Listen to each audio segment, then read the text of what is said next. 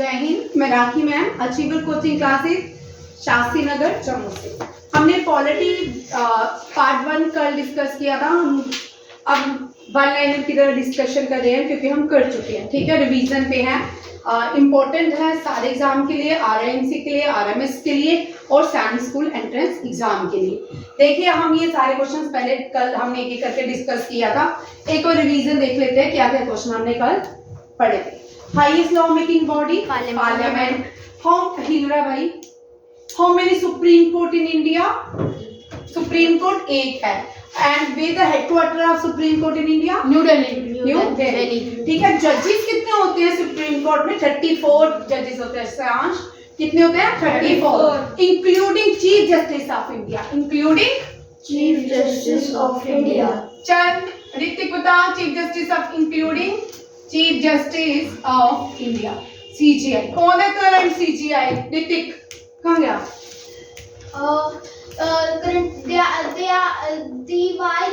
Very good, DY Chandrachud. DY Chandrachud जो है current है। अथर्व फर्स्ट बताएगा। एचजे गार्नियर। अच्छा ठीक है। मैंने इसको लिया। How many high courts in India? 25। 25th जो हाई कोर्ट है वो तेलंगाना है। कौन सा है? तेलंगाना। ठीक है, first chief justice of India. अच्छा यहाँ तो लिखा था नहीं मेरे पास ना। Tenure of the controller audit general 6 year. Current tenure controller audit general कौन है? गिरीश चंद्र मुर्मू। गिरीश चंद्र मुर्मू जो है करंट कंट्रोलर ऑडिट जनरल है। इन सबको अपॉइंट कौन करते हैं? President of India. देखिए, फर्स्ट लॉ ऑफिसर को अटॉर्नी जनरल ऑफ इंडिया बोलते हैं। इनका टेन्यूर 5 ईयर रहता है। कितना रहता है? 5 ईयर। पहले अटॉर्नी जनरल भारत के कौन थे? एमसी सेटलगॉड। कौन था? MC Setalvad. Attorney general current कौन है? R Venkataramani. Very very important. R Venkataramani is the attorney general of India 2023। इससे पहले वेणु गोपालन था। कौन थे? वेणु गोपालन। अब कौन है? आर वेंकटरमणी।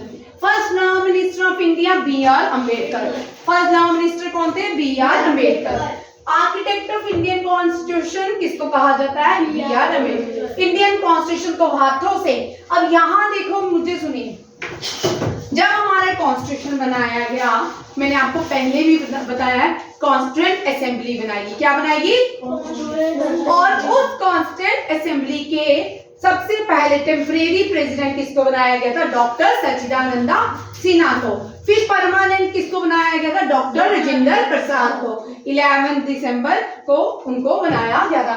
फिर उस कॉन्स्टिट्यूएंट असेंबली के अंदर हमने कमेटी बनाई। उस कमेटी को ड्राफ्टिंग कमेटी कहा जाता है। उस ड्राफ्टिंग कमेटी के चेयरमैन, तीनों क्वेश्चन भाई यहाँ पे पहले तीनों क्वेश्चन को समझ लीजिए, और रिपीट होते हैं, बार बार आते हैं, बड़े सारे बच्चे गलत करते हैं। ठीक है, इधर देखिए बलराज, कॉन्स्टिट्यूएंट असेंबली के प्रेसिडेंट पूछेंगे तो भव्या कौन है? टेम्परेरी प्रेसिडेंट डॉक्टर राजेंद्र प्रसाद। कौन थे? डॉक्टर राजेंद्र प्रसाद। ये फर्स्ट प्रेसिडेंट ऑफ इंडिया भी थे, फर्स्ट एग्रीकल्चर मिनिस्टर भी थे, और स्टिलिंग कमेटी के भी हेड थे, एडॉक कमेटी के भी हेड थे, और फ्लैग कमेटी के भी हेड थे डॉक्टर राजेंद्र प्रसाद। ये फर्स्ट प्रेसिडेंट इंडिया थे। लॉन्गेस्ट सर्विंग प्रेसिडेंट कौन है? लॉन्गेस्ट सर्विंग प्रेसिडेंट जो 2 बार भारत के प्रेसिडेंट बने वो भी doctor Rajendra Prasad. Longest serving prime minister J N. Nehru, और longest serving president doctor Rajendra Prasad. Doctor Rajendra Prasad first agriculture minister थे, 2 बार भारत के प्रेसिडेंट बने, और डॉक्टर राजेंद्र प्रसाद को कौन सा टाइटल क्या है? राजेंद्र प्रसाद को? हाँ बोलो। डॉक्टर का? डॉक्टर नहीं, उससे तो वो थी ना, आयरन मैन ऑफ इंडिया कहते हैं इनको। मैन ऑफ पीस कहते हैं। तो लाल बहादुर शास्त्री को कहते हैं। हाँ, लाल बहादुर शास्त्री को। और इनका क्या नाम है भाई? पढ़ के आना, करने में छोड़ूंगी। ठीक है, डॉक्टर राजेंद्र प्रसाद का टाइटल यहाँ में छोड़ दियो क्योंकि अभी तो रिसेंटली याद करवाया तुमको। चलो याद आ जाएगा। ठीक है, हाँ, ये जो थे ये ड्राफ्टिंग। अब यहाँ पे बच्चे क्या करते हैं? ड्राफ्टिंग कमेटी के चेयरमैन जो बी आर अम्बेडकर है। वो कौन है? वो कौन है? B R Ambedkar. Constituent assembly के प्रेसिडेंट डॉक्टर राजेंद्र प्रसाद। ये स्पीकर ऑफ 17 लोकसभा कौन है? अब लोकसभा सेशन देख लीजिए एक बार इधर देखो भाई, ये भी लिख लो 15, 16, 17। 15 लोकसभा स्पीकर जो थी वो first Meera Kumar, first women Lok Sabha speaker थी। फर्स्ट वुमेन लोकसभा स्पीकर कौन थी? अब यहाँ पे क्वेश्चन आ सकता है 15वीं लोकसभा या 15 लोकसभा स्पीकर कौन था? Who was the first female speaker of Lok Sabha? या इस तरह भी पूछ सकते हैं कि मीरा कुमार कौन से पीरियड में, कौन सा टेन्यूर, कौन सा स्पीकर, कौन लोकसभा स्पीकर कौन से रैंकिंग की थी? कौन सा था? 15वां सत्र था लोक सेशन का, 15वें सेशन की लोकसभा स्पीकर मीरा, यहाँ पे देखो भाई मीरा कुमार। 16 की महाजन, Sumitra Mahajan, Sumitra Mahajan. Very very important question, इनको लिखो। और 17 जो है करंट लोकसभा चल रही है, ठीक है, ओम बिरला। मैम अगले साल चेंज होगी 18। हाँ, जब 2024 के इलेक्शन हो जाएंगे उसके बाद।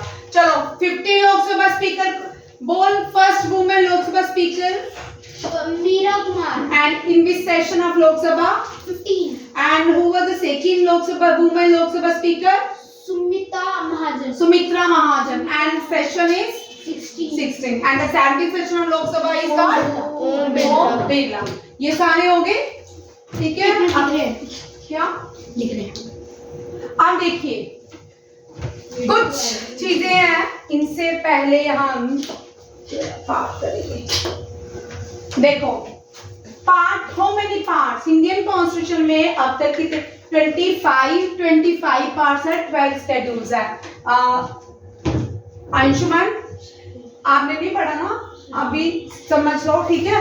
इंडियन कॉन्स्टिट्यूशन के अंदर, इंडियन कॉन्स्टिट्यूशन को हमने डिवाइड किया है। क्या किया है नवनीत? डिवाइड। कितने पार्ट्स में डिवाइड किया है? और कितने शेड्यूल्स में? 12 शेड्यूल्स, ठीक है? इन 25 पार्ट्स में कितने आर्टिकल्स आते हैं? 95। It has 395। कब 390 परीक्षित? 395 आर्टिकल तब थे जब हम, पहले सुन लो, जब हमने कॉन्स्टिट्यूशन बनाया। जो बच्चे सुन नहीं रहे ना और फिर बाद में नहीं बोलना, समझ नहीं आया। 395 आर्टिकल तब थे जब हमने कॉन्स्टिट्यूशन बनाया था, ठीक है? स्टार्ट के बन के तैयार हो गया था 395 आर्टिकल। अब करंट आर्टिकल कितने हैं? 470। और कितने आर्टिकल्स क्या होते हैं? आर्टिकल्स होते हैं, आर्टिकल 1 सेज इंडिया, ठीक है? आर्टिकल 12 से 35 फंडामेंटल राइट्स, फिर fundamental duties, directive principles, president, prime minister, executive जो होते हैं, ये सारे आर्टिकल्स में आते हैं, ठीक है? क्या लिखा? सुमित्रा महाजन, ठीक है? 470 आर्टिकल्स है करंट और 25 पार्ट्स में डिवाइड किया हुआ है और 12 शेड्यूल्स है। कितने शेड्यूल्स हैं? 12 शेड्यूल्स। इससे पहले हम शेड्यूल्स देखेंगे होते क्या, ठीक है? शेड्यूल्स मुझे कल सब लर्न करके देंगे। देखिए यहाँ मैंने इसी को भी पूरा उतारा। फर्स्ट शेड्यूल में स्टेट्स और यूनियन, पहले यहाँ पे देखो बेटा, ज्ञान में सब कुछ है, ज्ञान की बुक में सब कुछ है। पहले शेड्यूल में स्टेट और यूनियन टेरिटरी आती है। क्या आती है? स्टेट और टेरिटरी। अच्छा Bhavya, schedule 7 deals with the, video किसने देखा था? कौन बोल था? मैंने देखा, तूने बोल। शेड्यूल 7 डील्स विद द, ये तो बड़ा मैंने कल क्वेश्चन करा था, बोल। Ma'am union list and concurrent list. Ma'am union territories और स्टेट्स और concurrent. Union list, state list, concurrent list. That section India territories बाहर। in schedule 7 deals with the union list, state list and the concurrent list. क्या है? State is divided into union list, state list और concurrent list. ठीक है, जो नहीं आए थे वो वीडियो देख लीजिए, परसों पूरा मैंने डिस्क्राइब किया है। यूनियन लिस्ट में सेंटर के जो काम करते हैं, सेंटर स्टेट्स की वो काम को डिवाइड किया जाता है शेड्यूल 7 में। किसमें? शेड्यूल 7 जो है सेंटर और स्टेट के काम को डिवाइड करता है। सेंटर पे जो पूरे भारत के लिए काम करते हैं उनको यूनियन लिस्ट में डाला जाता है, सेंटर लिस्ट में। और स्टेट जो है, जैसे स्टेट हो गया, पंजाब होगी, राजस्थान होगी, मध्य प्रदेश होगी, ये हमारी स्टेट्स हैं। ठीक है, स्टेट्स की काम स्टेट करती है। ठीक है, स्टेट के पास कितने सब्जेक्ट्स होते हैं? 100 नहीं, सेंटर के पास 100 सब्जेक्ट, स्टेट के पास 7 और कॉन्करेंट में भाई 96 प्लस 7 तो भाई तू पढ़ा ऐसे पढ़ क्या है? कौन पढ़ेगा? ठीक है, सेंटर के पास चेक कर लो कितने हैं देखो, तो कल ही तो करवाए तुमने। हाँ, पढ़ते नहीं तुम लोग तो किसको पढ़ाना? मैंने खुद को पढ़ाना है। ठीक है, सेंटर के पास 100 सब्जेक्ट्स है, स्टेट के पास 7 सब्जेक्ट है। पुलिस हो गया, लोकल सिविल एमिनिटीज होगी, ये सारे सेंटर स्टेट के कहाँ हैं। कॉन्करेंट लिस्ट में जो है वो कितने हैं? 96 सब्जेक्ट्स आते हैं। अब देखिए शेड्यूल 7 में बैठिए, शेड्यूल 7 में प्रोविजन है प्रेसिडेंट का, गवर्नर ऑफ द स्टेट का, स्पीकर का, डिप्टी स्पीकर का, house of the people, chairman, deputy chairman of the council of the state. ये सारे किसमें आते हैं? शेड्यूल 2 में। ये याद करने हैं। स्पीकर और deputy speaker of the legislative assembly deals with the schedule 2। Chairman and the deputy chairman of the legislative council of the state deals with the legislative assembly second schedules. जजेस of the supreme court, high court भी किसमें आते हैं? हाँ। और audit general of India, list of state, union territory, ये सारे deal with the second schedule. Third schedule में ओथ सेरेमनी, ओथ एफर्मेशन होती है, forms of oath and affirmation. 100% इसमें से क्वेश्चन देगा, वेरी वेरी इंपॉर्टेंट। ठीक है, फोर्थ शेड्यूल में होता है सीट्स को, स्टेट्स की सीट, काउंसिल ऑफ स्टेट, कितनी सीट्स एक स्टेट को प्रोवाइड की जाएगी। ठीक है, और फिफ्थ में आता है administration, controller of schedule areas and schedule tribes. Schedule areas और शेड्यूल ट्राइब्स के लिए deals with the schedule 5। Schedule 6 जो है ट्राइबल एरियाज, कौन कौन से? असम, मेघालय, त्रिपुरा, मिजोरम, ये ट्राइबल एरिया का प्रोविजन देते हैं शेड्यूल 6। 7th को होता है union list, state list, concurrent list, हम डिस्कस कर चुके हैं। 8th लिस्ट को हम बहुत बार डिस्कस कर चुके हैं। 8th में जो लिस्ट है recognisation language, 22 languages in India. 9th में जो है certain acts, validation of certain कुछ एक्ट्स और रेगुलेशन के ऊपर काम किया जाता है, वो 9th शेड्यूल्स में आते हैं। 10th शेड्यूल्स में very very very important 10th schedule, ये क्वेश्चन आएगा 100%। ठीक है, अब 11th शेड्यूल में बहुत बार पढ़ा चुकी हूँ, 12th भी बहुत बार। ये पंचायती राज से डील करता है, इसे पंचायती राज।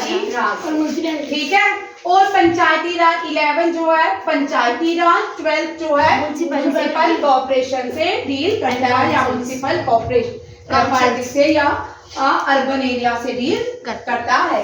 देखिए ये सारे याद करने हैं, कल मैं आपको ट्रिक भी करूँगी। ठीक है, शेड्यूल देयर आर 8 शेड्यूल। अब आपको पूछ सकते हैं, वहां पे ऑप्शन होंगे, इधर देखो भव्या, वहां पे आपको ऑप्शन होंगे, ऐसे भी आ सकता है, आपको ये कंपैरिजन करना भी आ सकता है। 1st, 6th, 7th, 9th, यहाँ पे ऑप्शन होंगे। आपको फर्स्ट आता होगा, क्या होगा? ये आपको इस तरह भी क्वेश्चन आ सकते हैं। ये सारे शेड्यूल्स आप याद करने हैं। ठीक है, मंडे आप देखो अब नहीं आ रहा। ठीक है, एक मिनट करना चेंज कर दो।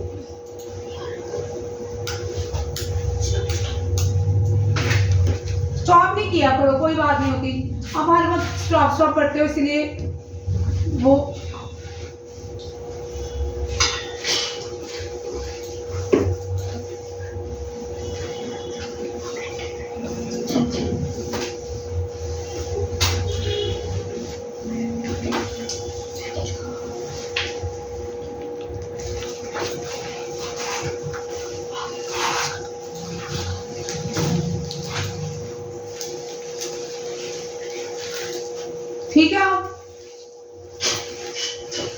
लगाते से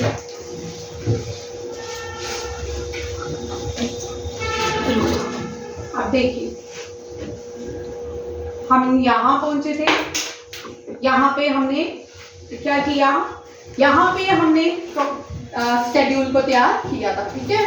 यहाँ पे मैंने आपको बताया 12 शेड्यूल्स कौन कौन से हैं। हम आर्टिकल 1 कल डिस्कस कर चुके हैं, बलराज देख ले आर्टिकल 1। हम इस तरह भी हमारे कॉन्स्टिट्यूशन जिन्होंने बनाया था इस तरह भी लिख सकते थे, भारत दैट इज इंडिया। तो इन्होंने क्या लिखा, India that is Bharat, means हम भारत भी कह सकते हैं, इंडिया भी कह सकते हैं। Shall be union of state which article मत कर सामरा। अब कॉन्स्टिट्यूशन बनने में कितने साल लगे, 2 साल 11 महीने 18 दिन लगे। कितने लगे, 2 साल 11 महीने 18 दिन लगे। ऐसे याद करते हैं, 2 years 11 months and 18 days। Constitution तैयार होके आया 26 नवंबर 1949।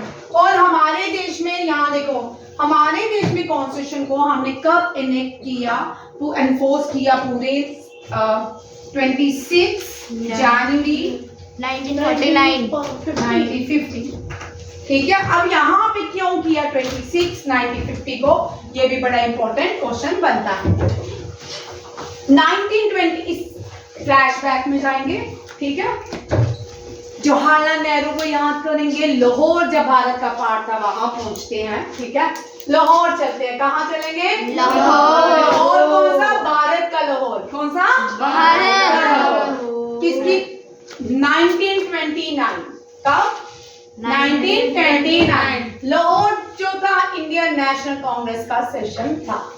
तब प्रेसिडेंट कौन थे इंडियन नेशनल कांग्रेस सेशन के, JL नेहरू।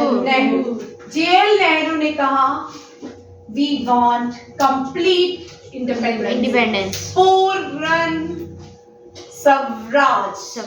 किसकी बात है, पूर्ण स्वराज। पूर्ण स्वराज मीन्स कंप्लीट, क्या कंप्लीट, इंडिया फॉर इंडियंस। भाई नहीं, क्या बोल रहा है तू, तो वहां 18 में पहुंच गया, स्वामी दयानंद सरस्वती के पास पहुंच गया। स्वामी दयानंद सरस्वती ने कहा था India for India Swaraj. Swaraj जो टर्म थी फर्स्ट कॉइन की थी स्वामी दयानंद सरस्वती। यहाँ पे हम क्या बोले, कंप्लीट इंडिपेंडेंस। किसकी बात, भारत की, किसकी, भारत की कंप्लीट इंडिपेंडेंस की बात भारत ने लाहौर में सबसे पहले की। क्या कहा कि हम 26 जनवरी 1930 आजाद होके रहेंगे, हम अपना स्वराज पाके रहेंगे। किसने कहा, JL नेहरू। स्वराज के नीचे क्या लिखे, पूर्ण स्वराज, कंप्लीट इंडिपेंडेंस। उसके नीचे भाई क्या लिखे हैं, कंप्लीट इंडिपेंडेंस 26 जनवरी 1930। वो तब इंडियन नेशनल कांग्रेस के प्रेसिडेंट भी थे। इंडियन नेशनल कांग्रेस समझ आया, जिसको किसने बनाया था, AOU। किसने, AOU। और फर्स्ट प्रेसिडेंट कौन थे, WC Banerjee. First women president Indira Gandhi. Any first Indian woman president, Sarojini Naidu। Nightingale of India, Sarojini Naidu, ठीक है। और first foreigner president George July. कौन था, George. First Muslim president Badruddin. अगर वहाँ बहुत गर्म होते हो, त्याब, ठीक बोला उसने, बदरुद्दीन त्याब जी। इंडियन नेशनल कांग्रेस की बात करी, भारत के प्रेसिडेंट की बात नहीं करी, ठीक है। इंडियन नेशनल कांग्रेस की बात कर रही हो। इंडियन नेशनल कांग्रेस के पहले प्रेसिडेंट थे, लिख लो ये क्वेश्चन कुछ, ठीक है। जब हम पॉलिटी पढ़ाते हैं ना, पूरा बहुत कुछ चीजें हैं जिसमें हमें ये सारी चीजों को डिस्कस करना पड़ता है, ठीक है। ये सारे क्वेश्चन मैं परसों टेस्ट में डालूंगी, खासकर RIMC के लिए। RIMC मुझे ये सारे टेस्ट देंगे। सैनिक स्कूल जो मैंने आज आपको ग्रुप में डाला है उसका टेस्ट देंगे, और RMS दोनों देंगे। RMS वाले दोनों टेस्ट देंगे, और सैनिक स्कूल वाले भी, ग्रुप वाले भी देंगे, और ये वाले भी देंगे। बट RIMC डिटेल में देंगे। क्यूब हाँ ह्यूम, ये सिविल सर्वेंट थे ब्रिटिशर्स के। रिटायर्ड होने के बाद इन्होंने भारत के लिए एक ऑर्गेनाइजेशन बनाई, जिस ऑर्गेनाइजेशन को नेशनल पार्टी, जिसको आज हम मानते हैं इंडियन नेशनल कांग्रेस के नाम से जाना जाता है। जब इंडियन नेशनल कांग्रेस बनी ना, तब वाइसराय कौन थे? लॉर्ड डेफरी। कौन थे? लॉर्ड डेफरी। अभी ये सारा रिवीजन करेंगे, ठीक है? इस पे आते हैं। पहले हमने पूर्ण स्वराज की बात की। क्या हुआ जब 26 जनवरी 1950 आया, जब 26 नवंबर 1949 आया, तब जितने भी कॉन्स्टिट्यूएंट असेंबली के ड्राफ्टिंग कमेटी के मेंबर थे भाई, मेंबर थे, उन्होंने क्या किया? उन्होंने डिसाइड किया, हम जिस दिन हमने पूर्ण स्वराज की बात की थी, उसी दिन हम अपने देश में क्या करेंगे? अपने संविधान को एनफोर्स करेंगे। 26 जनवरी 1950, इसीलिए भारत ने ये दिन चुना। आया समझ? इसके पीछे का इतिहास पता चला क्यों हमने 26 जनवरी 1950 अपने देश को इतिहास को चुना, ठीक है? और इसको हम रिपब्लिक डे भी मनाते हैं, और क्या बोलते हैं? Republic day of India. Next देखिए, ऑफ